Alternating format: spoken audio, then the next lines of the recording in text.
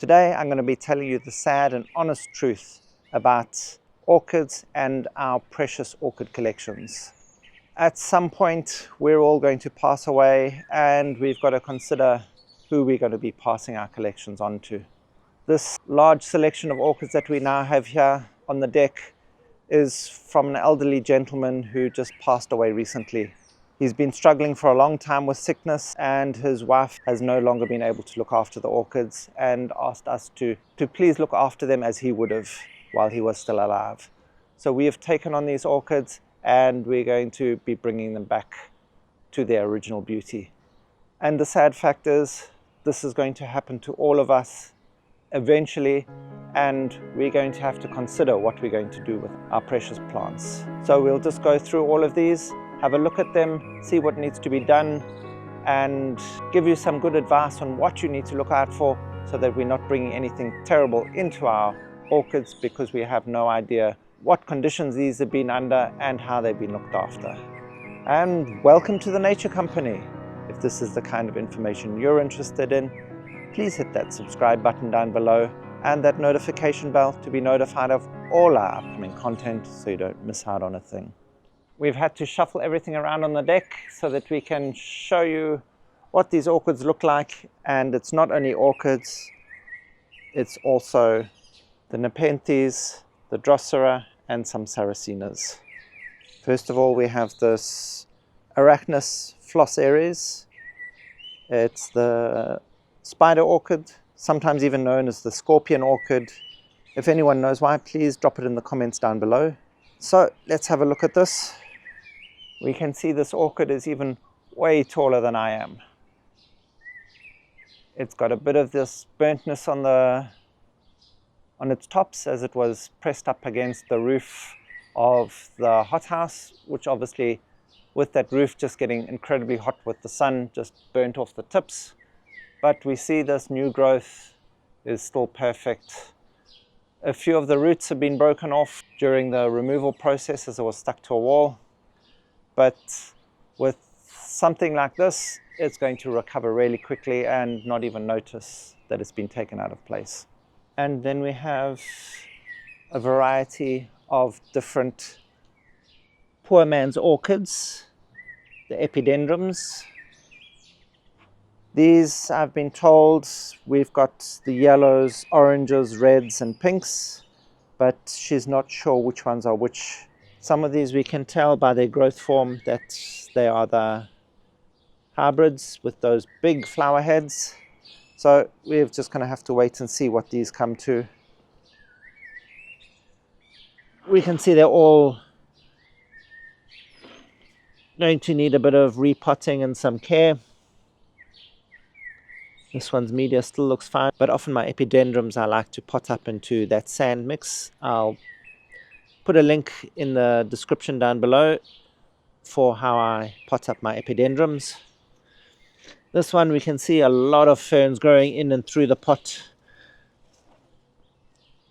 and a few haworthias there stuck in between. So that's going to need to be repotted. This media must be completely decomposed, so that's going to have to be done soon. This one here looks like it's just desiccating a bit, possibly with this markings on the leaves, bit of fungus that's starting to set in here. So this definitely needs to be sprayed with a fungicide. Yeah, just some kikis that have been placed in a pot to root, so those we can get going quite well. Here we have an unknown Cattleya. We'll wait till we see what these flowers turn out to be. But also here again, we can see this yellowish discoloration in the leaves. This definitely means there's some sort of fungal problem happening. Turn them over. There we go. We can see the starts of the fungus at the backside of the leaf. So this definitely needs to be treated before it's brought anywhere near our other Cattleyas. Yeah, this great big long thin Cattleya. We see the leatheriness of the leaf. This is dehydrated.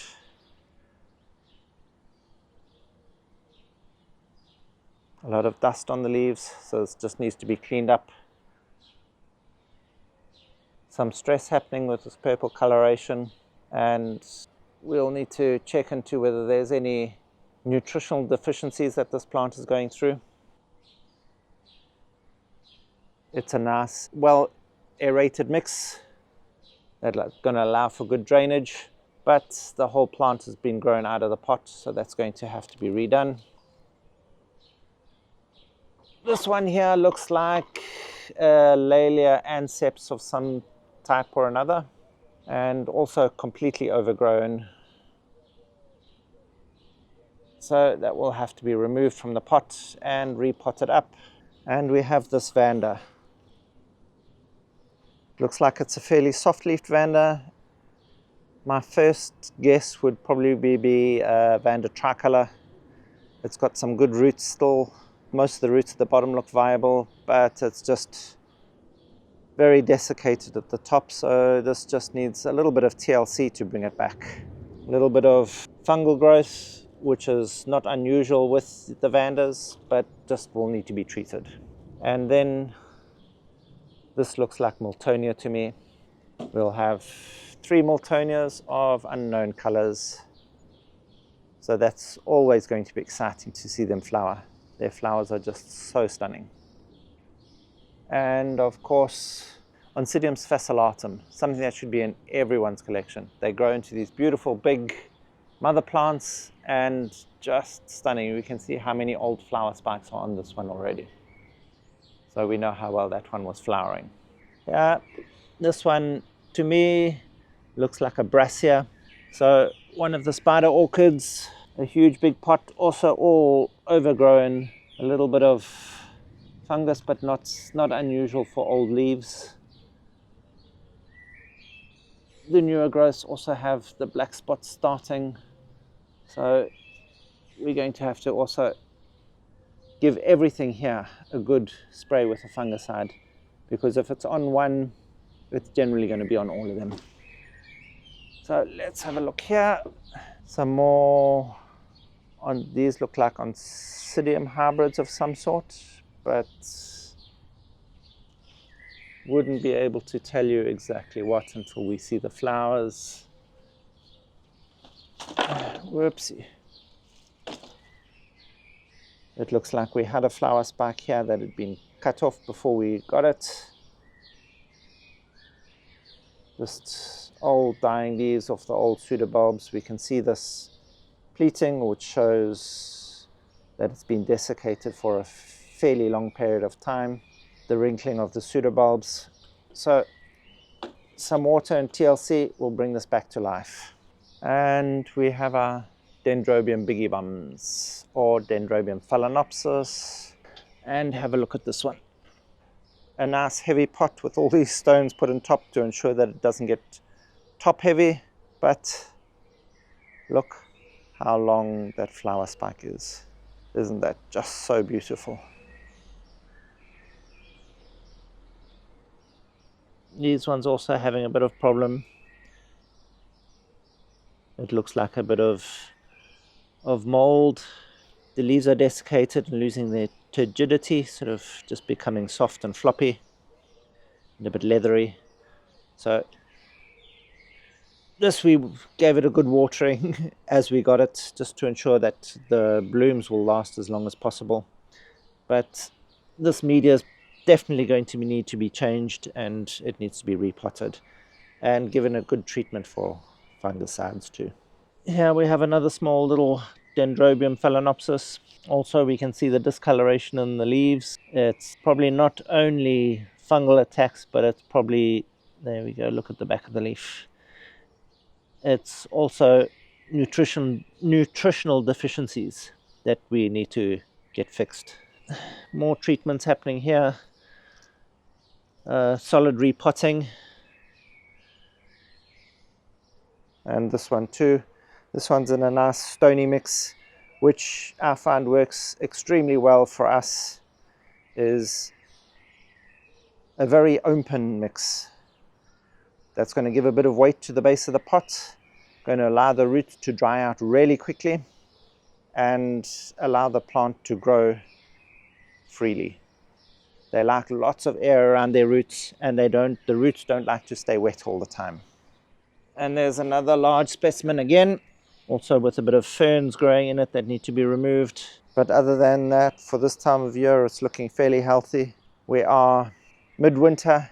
A lot of these dendrobiums can lose a lot of their leaves during this time of year here by us. So it's not unexpected to see a plant looking like this time of year. And we can still get flowers off these old canes, so we never remove them until they've dried out and gone brown. And here we have a Dendrobium kingianum. We can see it was in way too much shade by how long those canes have got and how soft they are, that they're drooping over. So Dendrobium kingianums really should be very, very upright. Also, with all the kikis on the ends, obviously being watered or looked after at the wrong points to allow for those flower spikes, not getting enough sun, so it doesn't develop flowers and it just develops all these kiki. Also in a nice stony mix, free draining, the best thing for them. And another special little thing. Here we have Sarcopsis. It's got flea. It's got 3 flower spikes on it already. There we can see this one's branching out here to produce some more. Obviously the top of it got knocked off or something at some point. And here we can see the new flower forming. So this is also known as the butterfly flower. So I would presume this would be Sarcopsis mariposa, as that's probably the most common one that we have here in South Africa. Also a little bit of desiccation to the leaves. It's been given a good drink, but we're just going to have to make sure it's looked after well enough to keep all the rest of the leaves looking good. And some more dendrobiums. These are the Dendrobium nobiles. We've been told that there's several different colors here, so this is going to be exciting. These will all flower in spring, which is coming up soon, and it's always an exciting time for dendrobiums when they just burst into that massive color. These are looking all relatively healthy and strong, but also we'll just make sure that they're treated properly for any fungal or diseases that they may be carrying. Yeah, we're just going to be needing to repot this into a fresh media, take away all those weeds that are growing in it. Yep, and this one even has a palm tree growing in it. So that's going to have to come out, and we'll repot this up and probably put some of it onto our trees. And on this beautiful little clay pot, we have a bulbophyllum. Remember how I told you how bulbophyllums like to grow on the edges of clay pots, and it's also a wonderful way to actually just grow them, as the clay absorbs water itself and it allows air movement through, so it can help keep those roots moist without keeping too much water that they rot, because those fine roots can rot really easily. And it's in here in the middle of another orchid. Not quite sure what this is. If anyone has any ideas, please drop it in the comments below. It looks like it gets a little spike at the top here by these dead, what I would have thought would be flower spikes. So it looks like it gets masses of lots of small flowers off the top of the pseudobulb. So it'd be interesting to know if any of you might know what this orchid is. And people out there, this also has me stumped completely. When I first looked at this, I would have said it was a Ledboria, but I was told no, it's an orchid.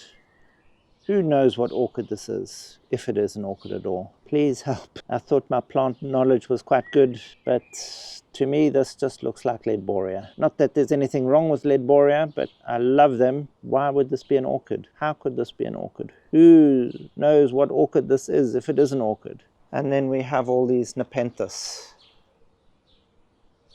These are just such beautiful, beautiful plants. We can see that there's a variety of different ones here by the leaf colorations and the leaf forms. Whoops! Ah! Whoopsie. Never play with plants with one hand. So we can tell that there's a variety of different ones. I'm not the expert on this. Edward's the one that knows more about all of these carnivorous plants than I do, but I think they're just absolutely amazing. They're a bit leggy, which means they've been lacking humidity,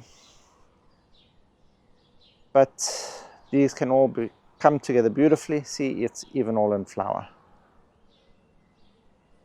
So it's just a matter of a little bit of care to get these back.